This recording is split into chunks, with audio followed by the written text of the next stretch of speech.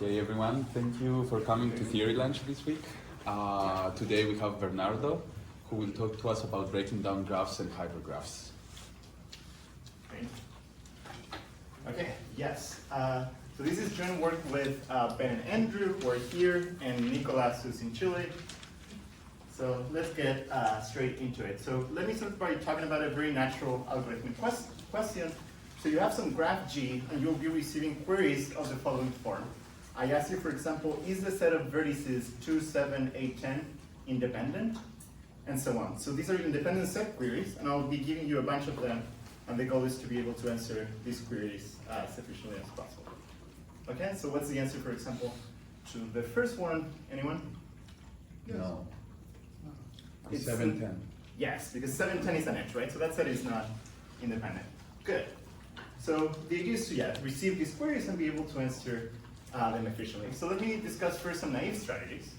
So first, one strategy is to iterate over all pairs in S, the query set, and for each of them check whether it's an edge in my adjacency matrix or whatever. So this idea works in omega of S squared, but S can be about n, so this is quadratic. Not that great. Here's a naive idea number 2.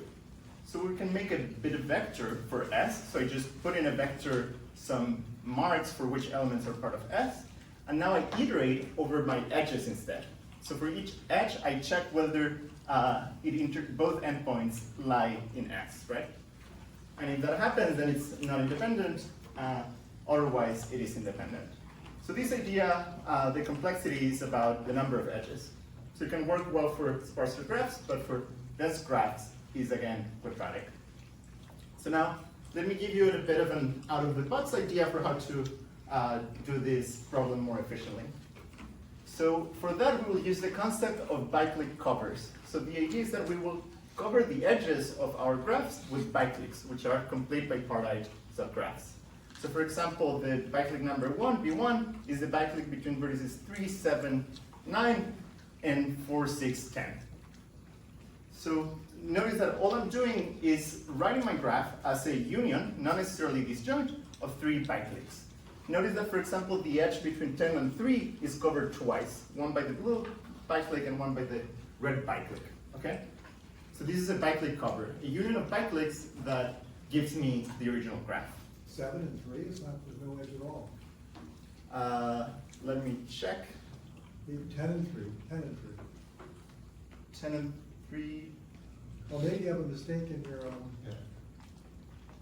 Sorry, which one? it's, yeah, the blue one, it says 3, 7, 9, wait, 4, 6, 10. There's no edge between 7 and 3, right? There's no edge between 7 and 3. They're Yes. in the same Correct. Yes, there's no edge between 7 and 3, yes. So this is saying that a biclique is like I there's... just thought you said there's 2 edges between 7 and 3, but maybe you said 10 Oh, and 3. yeah, sorry, I meant 10 and 3, sorry. Yeah, okay. Maybe it's 7 and 3, but yeah, I do mean Sorry. 10 and 3. But yeah, the blue and red one over there on top. Good. So now how do you use these biclique covers to answer these independent subqueries? So the idea is as follows. Now we iterate over the bicliques, and we check for the left side whether it intersects S with the same bit vector as before. We check if the right side intersects S with the same bit vector as before. If both sides of the biclique intersect S, then it's not independent, so we return false. And if this check passes for every biclique, then we return true. So it's essentially the same idea as we were doing with the edges, but now with these bicliques. If you think about it, actually, a single edge is actually a biclique between 2 vertices. Now, what's the complexity of doing that? So we will pay the sum of the left and right side for each biclique, and that's the same as paying the sum of the number of vertices of each biclique. And that's called the biclique cover weight. So the weight of the biclique cover is just the total number of vertices involved. So now, is this any good? Well, you don't know yet, because you don't know how small can I make these biclique covers be. But notice that in the particular example I was giving, the sum of these vertices is 18, which is smaller than the number of edges by a little bit because it's a finite example. But the hope with this idea is that the backlit cover weight will be significantly smaller than the number of edges, so this will be faster than the previous naive idea.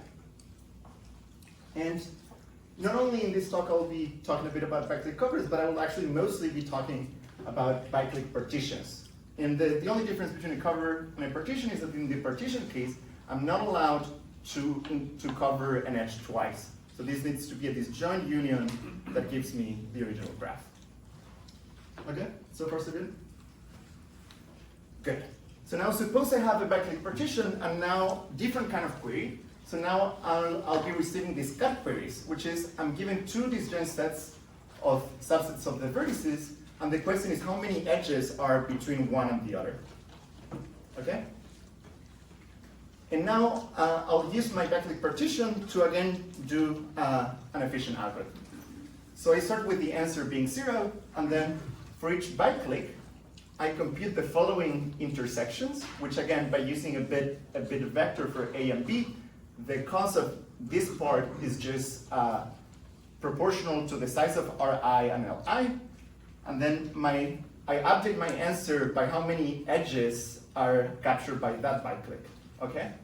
So essentially, when I'm trying to, because my graph is now a disjoint union of these byte-clicks, saying counting how many edges are from A to B is the same as summing over the byte-clicks and how many edges from A to B intersect that byte-click, okay?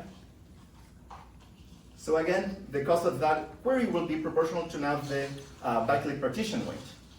And just for a piece of related work to see what is like a yardstick to compare, so there's this nice 2007 paper by Ryan Williams about matrix vector multiplication in subquadratic time with some preprocessing. And so his result is basically saying that you can preprocess an n by n matrix in time n to the 2 plus epsilon, so that then later on you can do efficient vector multiplications with A in time, in subquadratic time. So n squared divided by some polylog factor.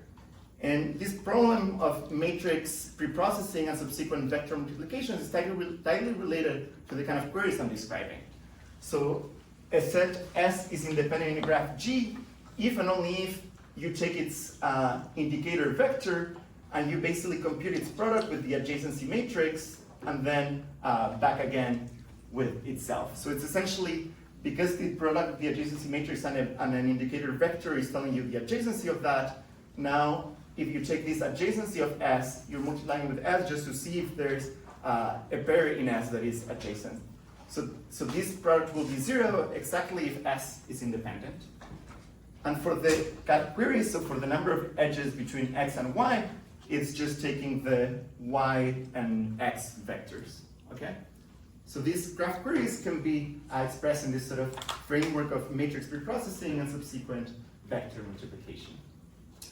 And so here's an example of the kind of theorem we get in our work.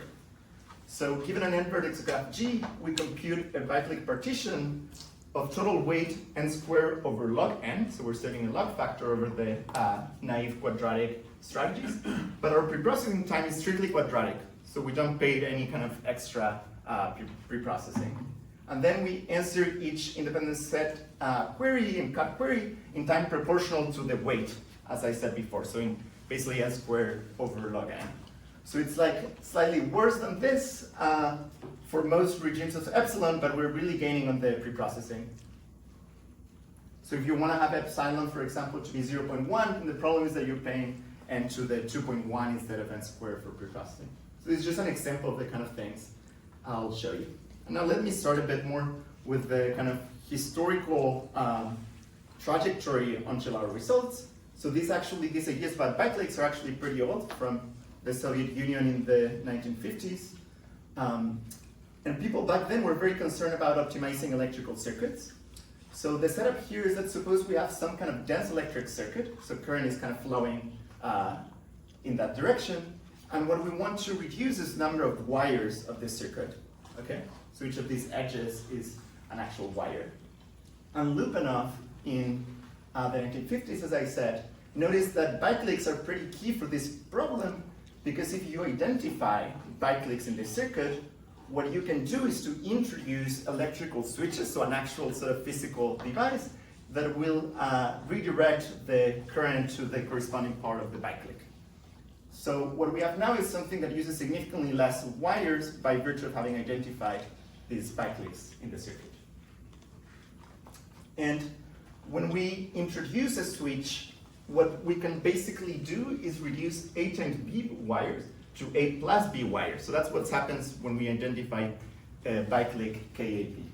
So you don't introduce any edges that didn't exist in the original because you're covering it perfectly.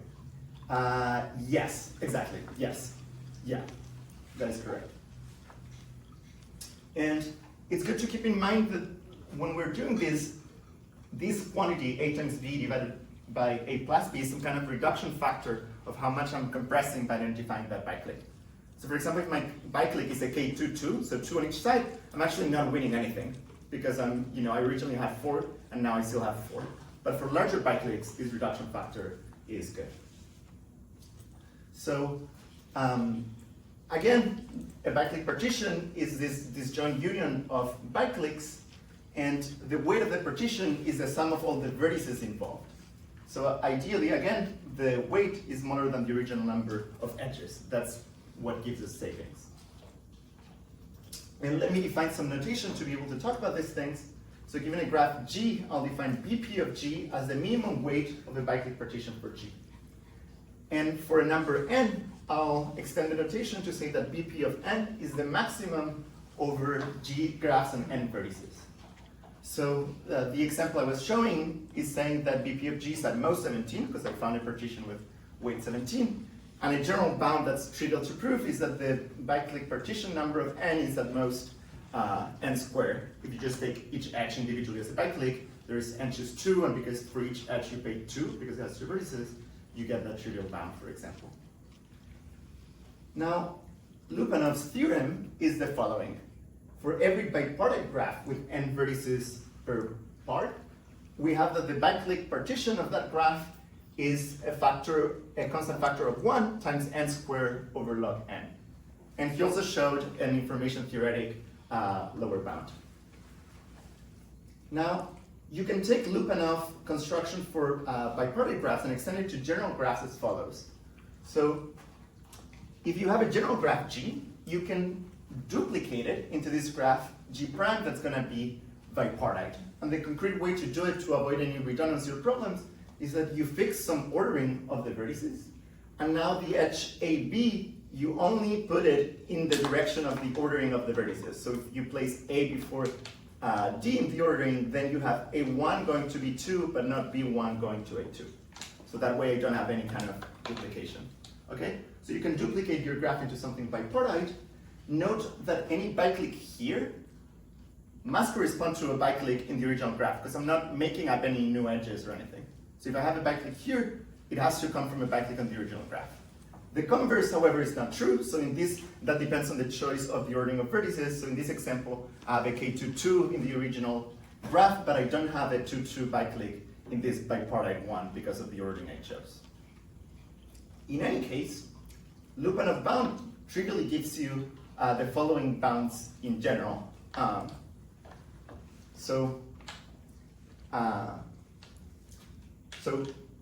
Yeah, you can take because we use this construction, we had n vertices on the original graph and we have now n per part, we do recover his general constant of 1 factor.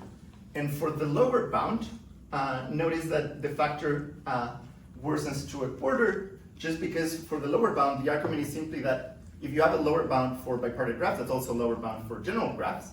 But now a bipartite graph with n vertices on each side is a graph with 2 n vertices total. And because there's a square factor, that gets downgraded to 1/4.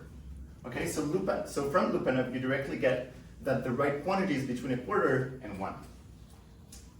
And now a famous paper by Chung, Erdős, and Spencer from 1983 gave tighter bounds via more probabilistic ideas. So they improve on both sides.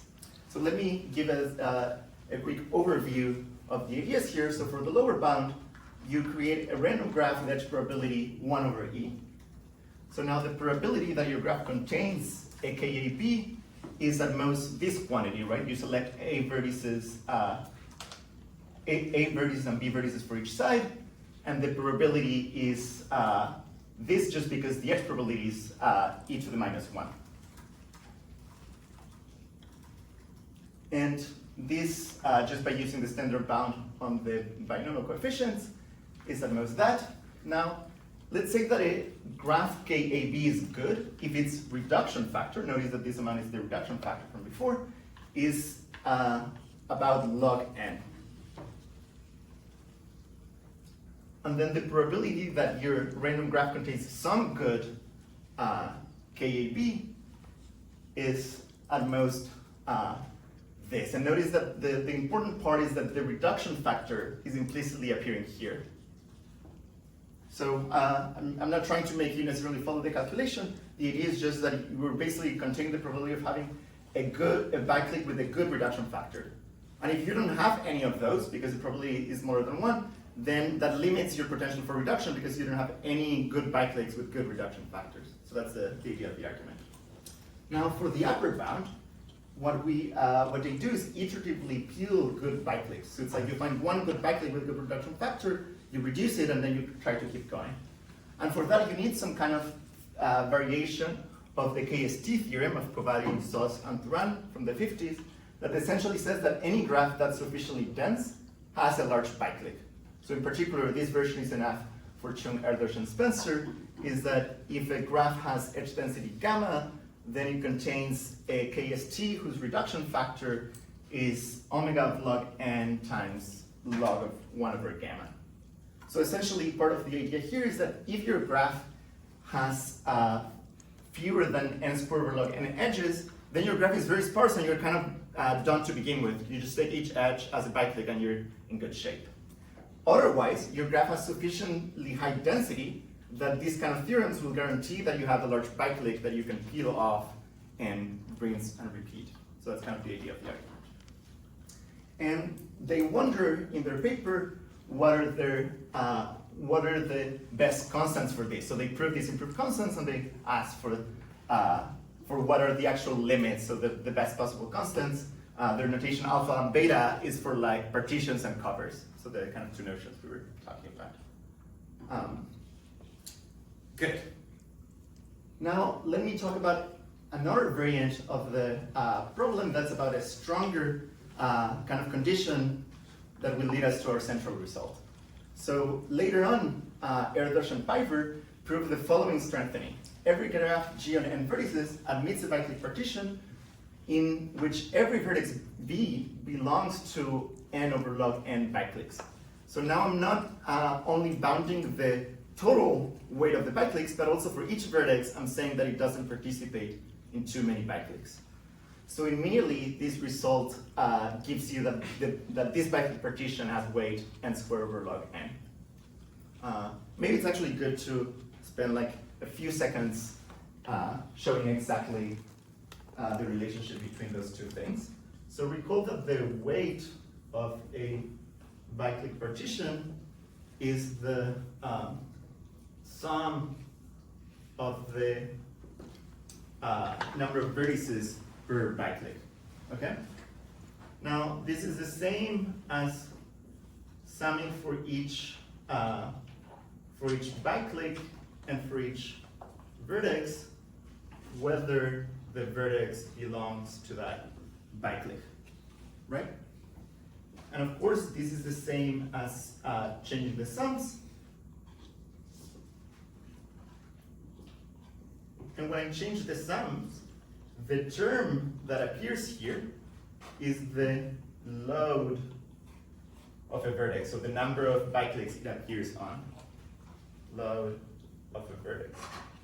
So if this load of a vertex is at most n over log, and then when I sum over the at most n vertices, I get at most n squared over log. Okay, so that's kind of the relationship between this per vertex load and the total weight. So it's a stronger notion. Good? Any questions?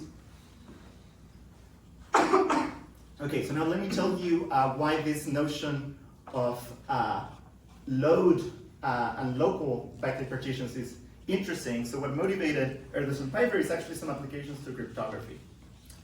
And in particular for secret sharing. So secret sharing schemes, the idea is that you have some kind of secret, let's say the password to a Bitcoin wallet or something like that. And there's some group of people that sort of co-own that wallet. So the property they kind of want is that any one of them individually cannot access the wallet on their own. But if they get together and make a collective decision, then they can access this.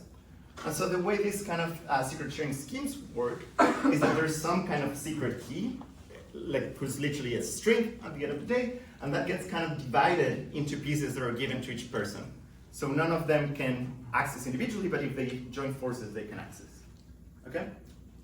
Just any two of them, or a certain size subset?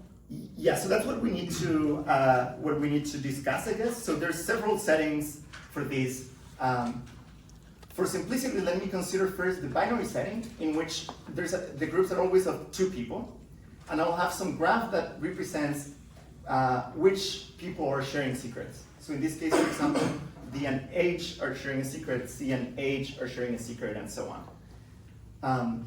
So this is a graph representation of our secret sharing scheme. When we go to hypergraphs, then we can start doing things like you're suggesting, for example, these three people together can do it, and so on, modeled with hyperedges. So each edge corresponds to a secret that can only be revealed if those two people get together. Yes. And Yeah. Okay. Exactly. And the important part is that bytecliques can be used to save on the amount of secret and passwords that people need to hold. So suppose we have this byteclique between A and B and E and F.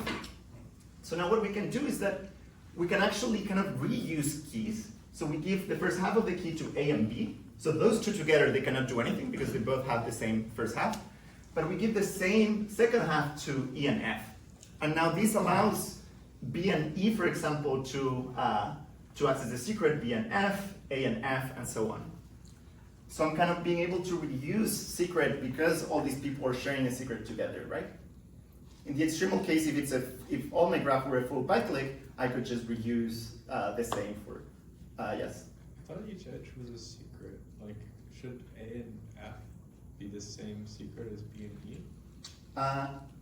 Oh, you mean like each edge being an independent, like a fully on different? Yeah. I thought that's what. Oh, no. Okay. Yeah, sorry. The edges represent which couples can access the secret. I see. And it's all the same secret. Yes, I mean, if you have multiple secrets, you can have multiple graphs and so on, right? But Okay. yeah. The graph is for one secret. Yes, it's like modeling the access pattern to one secret. Yeah, so for example, suppose like as Danny was saying, some people like these things where it's like, oh, there's 10 people and any subset of 7 of them can access the secret. So that means that you have a hypergraph with 10 vertices and it's complete for 7 uniform hyperedges. Okay, but that edge between B and G. Yes, that means that I cannot, for example, I would be wrong if I gave this part to G. Because then G and A could access the secret together, which is You're going to undesirable. have to give another part to B. Yes, yeah. And another part to G. Yes, I'll do it in a Another second. splitting of the, yeah. Yes, I'm doing that right now.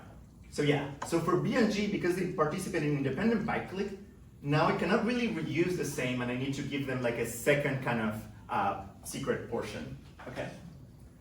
So essentially now, the total number of passwords that each agent in this network needs to hold is just proportional to the number of bytecliques it participates in this decomposition.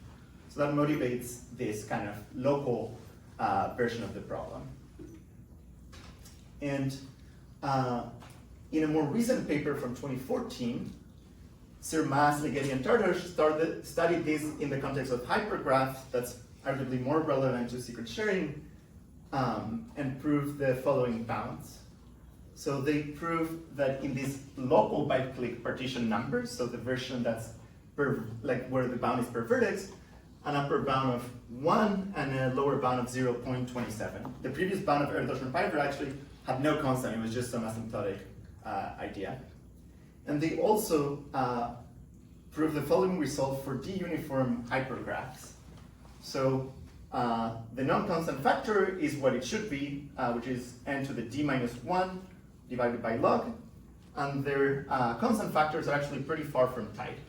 So here they have a 0.53 over d factorial, and which is not too bad, but here this term is losing some factor that depends on d. So that being said, now I can finally state what I consider the main result of our paper, which is that the local partition number for d uniform hypergraphs is 1 over d factorial times the non-constant factor. So we essentially pin down exactly what the constant is. That in turn, specializing this with d equals 2, pins down the constant for d for graphs, which because this bound is stronger than the biclique covariant partition, it also answers the questions from Chung, Erdős, and Spencer. So now let me try to give you the proof, because actually the graph part is not too complicated. Can you go back to the, I want to compare your result to the one from Ligeti and those other guys. Yes. But what's the difference? Yeah, so they're getting, on the lower bound, they're off by essentially a factor of 2.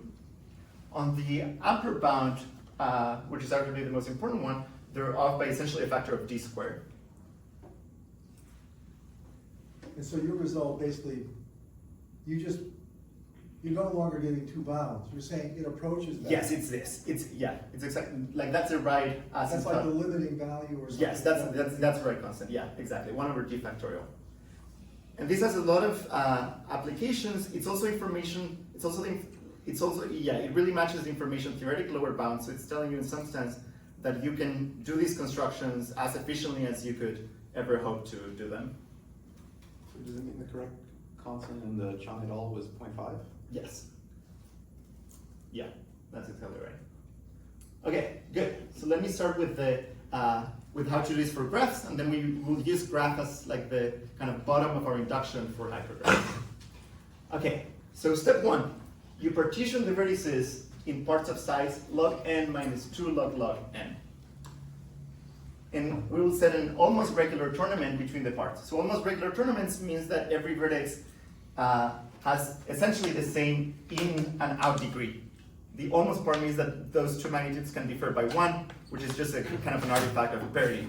If you have degree 7, for example, you would have to have 4 out edges and 3 in edges. So not exactly the same, but as close as possible. Okay?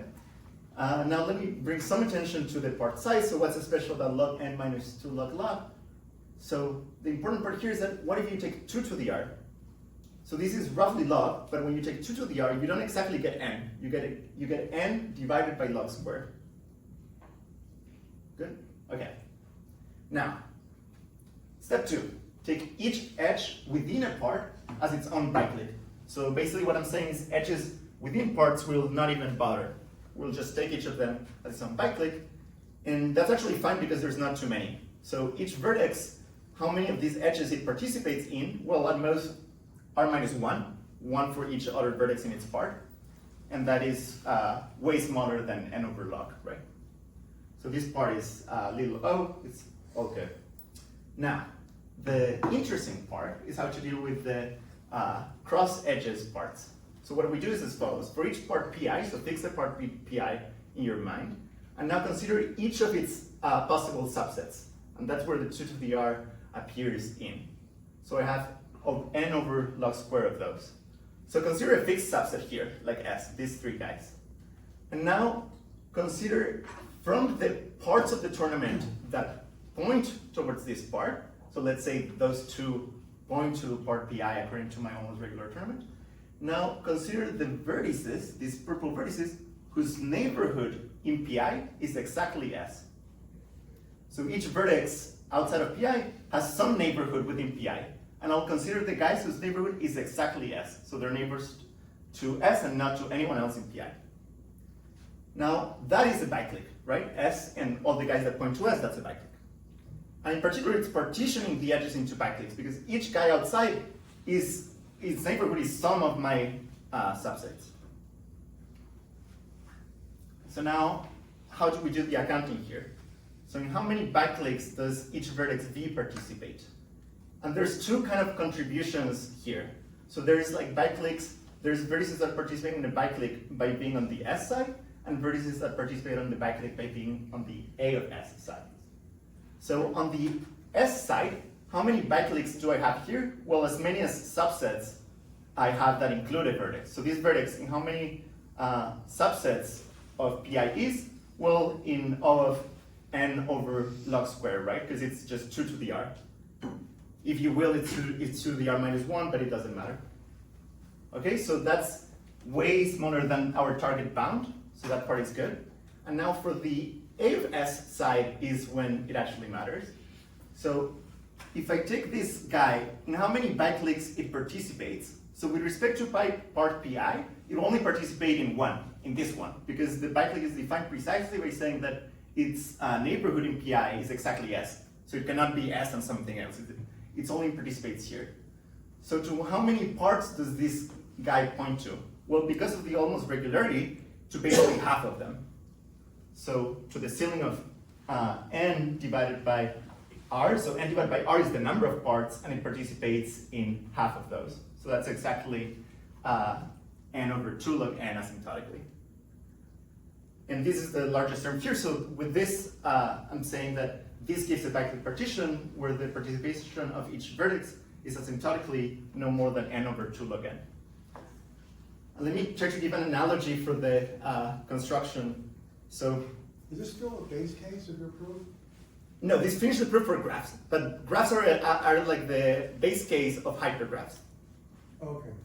So let me give an example I like about what this construction is doing.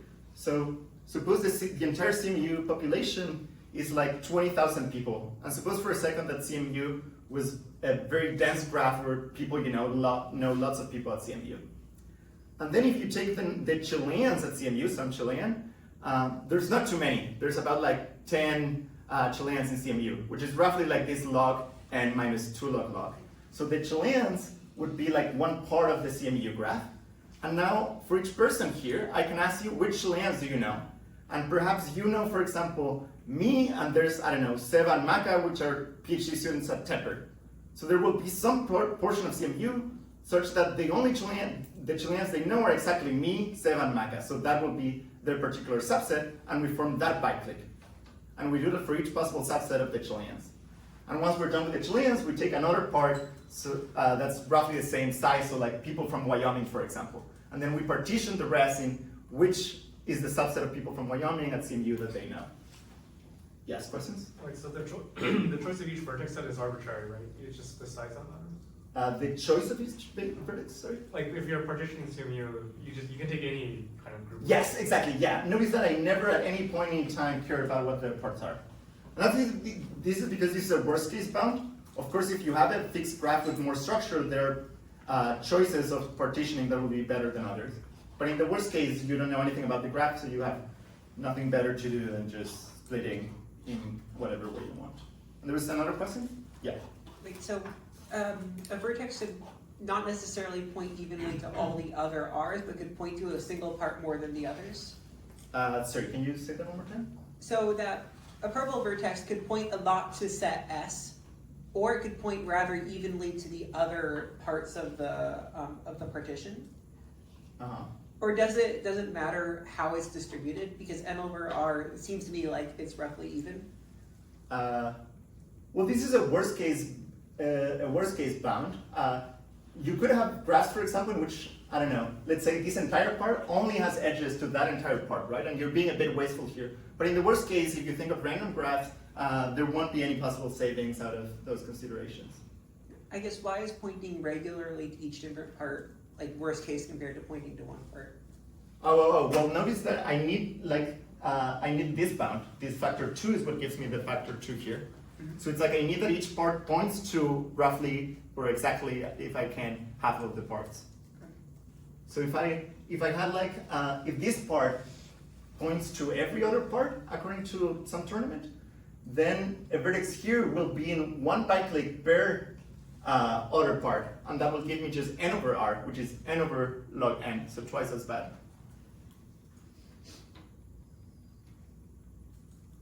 Okay, good. So we have shown that the LBP number is at most 1/2 n over log n by the argument on the side. This gives us the biclique partition number, is at most 1/2 n squared over log.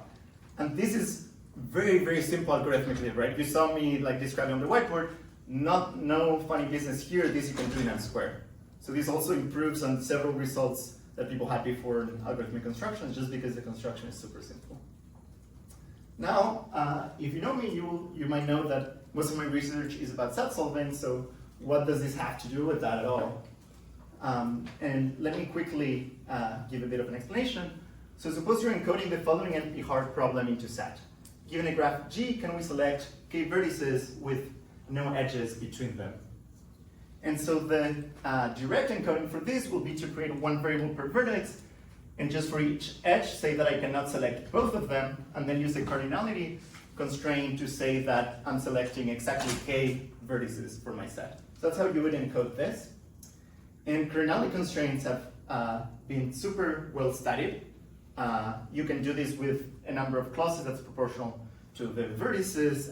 Ben will give a talk Friday on our new results of even better results here, but this part is actually pretty well understood. The bottleneck is on the independence property, which naively, again, takes a number of clauses that's quadratic on the vertices. And actually, this same structure replicates in a bunch of 2CNF problems like clique, like vertex cover, like graph coloring, and so on. You have the same kind of problem.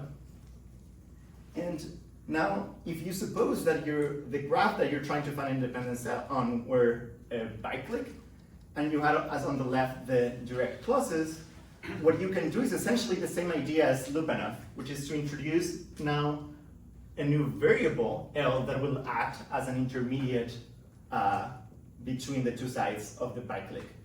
So I'm essentially making variables, let's say 1 and 3 imply this intermediate variable, and then I make this intermediate variable imply that I cannot select anything on the right side. So this gives me a more compact encoding. And the number of clauses you get out of this will be at most the bicyclic partition number. So we're showing, we have one of the implications of this result, for example, is that actually any 2CNF formula you can encode with n squared over log n clauses, even though naively you could have imagined that you would need n squared for some of them. Now, the information, the lower bound here is very simple, it's just information theoretic. So there's 2 to the n just 2 possibilities for labeled graphs and n vertices. So it doesn't matter what you choose, any way of representing them in binary will have to use n squared over 2 bits on some graph. You cannot beat this. And notice that a bicyclic partition fully identifies a graph. If I give you a bicyclic partition, you know what the graph is. And how you encode a bicyclic partition in binary? Well, you just take each vertex and encode its index with log n bits, and then just give me the each bicyclic with some separators and so on. So essentially, if you have a graph G and some bicyclic partition, you can encode it with this many bits. So the weight of the partition and the number of bits I'm paying per vertex. And essentially, the combination of those two things says that you cannot have bicyclic partitions that are too small, because otherwise you'll be beating the information theoretic lower bound. Good. Now, let's talk about hypergraphs. So the goal here is to have a d-clique partition. So now, instead of bicyclics, for example, if d equals 3, I want 3 sets such that I have all the hyper edges between any 3 vertices that are in distinct parts. Does that make sense? What d-clique is? Yeah, it's just like a bicyclic is for 2, then you have like a triclic and so on. Good. So this is the target bound. The idea is to reduce with some object called link graph. So suppose you have in your hypergraph a hyperedge between these 5 vertices.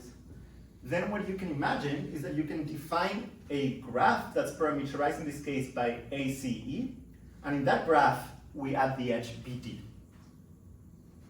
So what this is just a way of representing that we have that hyperedge. And just for some nomenclature, let me say that ACE are like sort of hosts of this graph, and B and D are guests of this graph.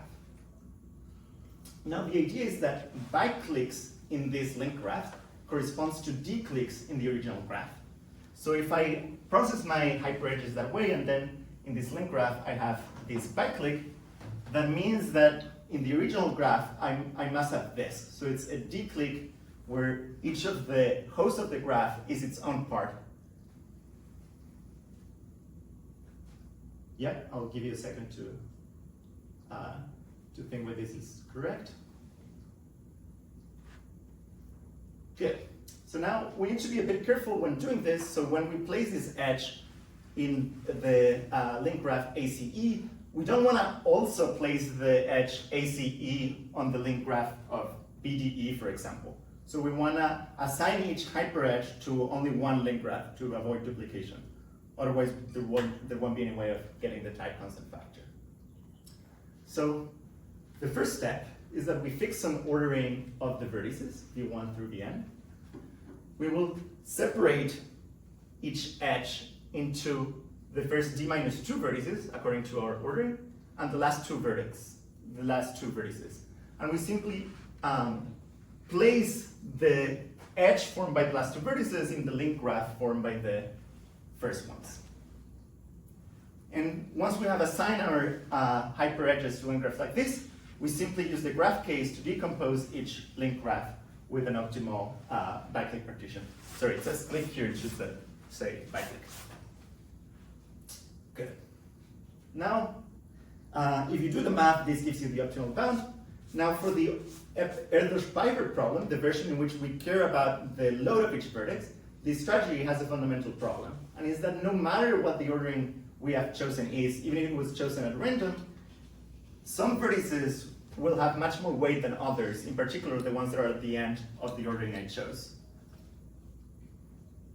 So essentially, this problem of balancing the charge of each vertices has to do with assigning edges to link graphs in a way that kind of distributes the weight evenly. So let me tell you roughly how we do this.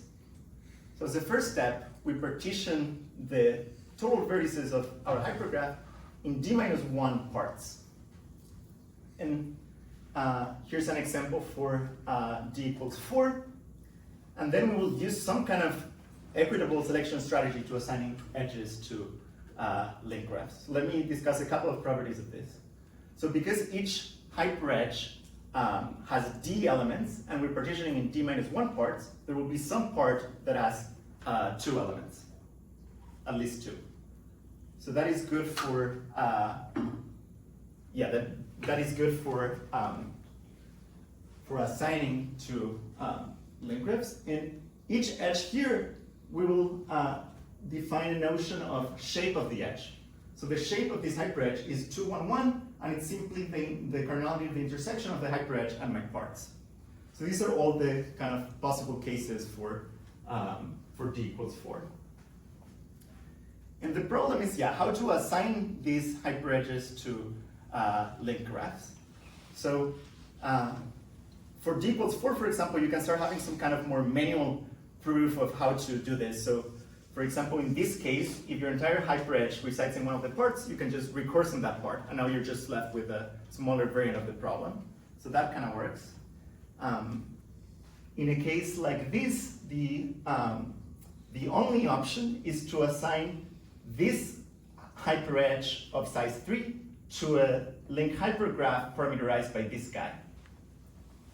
Because you cannot, here you only have one vertex, so there's no kind of edges or hyperedges to assign. In this case, the only option is to take the edge between these two guys and assign it to a link graph that's parameterized by K and L. And this case is a bit more interesting, because now we have a bit of a free choice. Do we assign like this 2 to the link graph of these 2, or vice versa? And we need some kind of way of doing this that doesn't privilege any parts. So one way of doing in this particular example would be like, okay, whenever I have like a P1, P3 pair, I route it from P1 to P3, from P3 to P2, and from P2 to P1. And that could give you some way of being balanced between parts, not having any part that incurs more weight than the others. But if you think about this problem more in general, with general D, how do you assign shapes like this? So if you have these shapes, for example, which hyperedge do you put in which link graph? And this question is not too obvious. But there's a very nice combinatorial solution. So it suffices to prove, given a shape, that the set of cyclic rotations of the shape viewed as a string, always has size d minus 1. Why is that? Because there's d minus 1 parts. So if each shape string has this d minus 1 cyclic rotations, you can choose to assign each of those to a different part, and that will be equitable, because then each part gets assigned the same number of things. So essentially, from each equivalence class in the rotation, we assign one element to each part. And this is a way of achieving equitability. Now, in general, you cannot hope to do this in general. So if you have a string like this or like that, you have way fewer distinct cyclic rotations, right? Here, there's only one cyclic rotation, which is this string. Here, you also have way fewer because you cannot distinguish this string from if you were to rotate it 3 times. But we claim that in the shapes that arise in our problem, you can always get these d minus 1 cyclic rotations. And the proof is quite nice. In my opinion, it's just a little combinatorial nugget. So what is that you can have fewer than d minus 1 cyclic rotations is when your word is non-primitive, meaning it's the power of some smaller word that's being repeated, like here or like here. Now, in our case, our words have d minus 1 components, so they're d minus 1 symbols, and their sum, the sum of the symbols of the word as numbers is d, because they're splitting a d hyperedge. So if our words were of the form w to the k for some k, then it will have that the sum,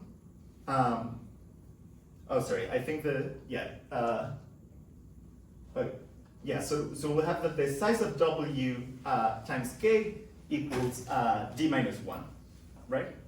That's simply because, my word is k times some primitive word w. But the sum would be k times the sum of the primitive part, and that would be d, because the total sum is d. So notice that these two equations are saying that k divides d minus 1 and k divides d, and that's a contradiction. Okay, so I'm basically done. Now I'll go very quickly through some results as proofs. I'm not going to do and just tell you a bit of more of the general things that you can do with these cyclic partitions. So we also get a bound that's information theoretically optimal that depends on the density of the graph. So for graphs of density 1/2, so fully random graphs, you get the constant, a constant of 1/2. But if your graph is more dense or more sparse to begin with, you get even smaller bicyclic partitions. So concretely, we proved that these bicyclic partitions give you an information theoretically optimal representation in terms of the number of bits for basically every constant density and in a wide range of densities. I don't have time to go through the proof of that part, but let me tell you something about what this means in terms of compression. So when you think about string compression in general, the naive idea is that if you have a string, you can take a pattern on this string and exploit it for compression, because your pattern can be represented more succinctly. And what we're saying in this work is that bicliques are in some sense the nice graph compression pattern to represent graphs more succinctly. So in general, if you think about graph representations, if your graph is very dense, then adjacency matrices are good. But if your graph is very sparse, then adjacency matrices are wasteful and you actually want to just list the edges. Backlit partitions are kind of a single representation that works information theoretically optimally at every density. So it's kind of best of both worlds. We also give improved algorithms for finding large bicliques in graphs. And yeah, I think in interest of the time, that's it, and I'm happy to take any questions. Thank you.